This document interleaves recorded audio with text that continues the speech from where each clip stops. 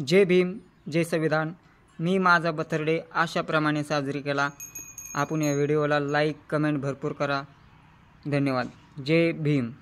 काय आज वाढदिवस आहे। त्या वाढदिवसानिमित्त बघा तुम्ही कसा वाढदिवस साजरा करता, चॉकलेट आणून आहे ना, एकमेकांना चॉकलेट देऊन। पण त्यांनी असं उपक्रम चालू केला बघा, मागे 2-3 वर्षापासून आहे ना, जवळजवळ 3-4 वर्षापासून बघा प्रत्येक जण तुमचे आई वडील किंवा तुमचे अजून कोणी काका चुलते सगळेजण हॉटेलमध्ये जाऊन जेवण करणार आहे ना, असा सध्या बर्थडे सेलिब्रेट करता आहे की नाही।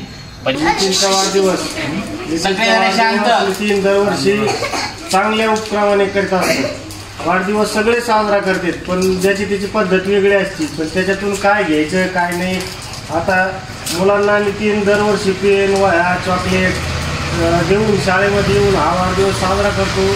तो आपली शाळा आहे, आपली चांगली व्हावा या हेतूने तो कायम शाळेत वाढदिवसात दरवर्षी नियोजन करत असतो। बाकी दुसरा व्यर्थ खर्च न करता त्यांनी वह्या पुस्तक विद्यार्थ्याला देण्याचं काम केलं। आणि कोणतेही काम करत असताना चांगलं ध्येय ठेवून काम जर केलं, चांगलं उद्दिष्ट ठेवून, तर माणसाची वाह होते आणि काम प्रगती होते सगळ्या गोष्टीमध्ये। म्हणून नितीनला आज वाढदिवसानिमित्त मी शुभेच्छा देतो आणि थांबतो।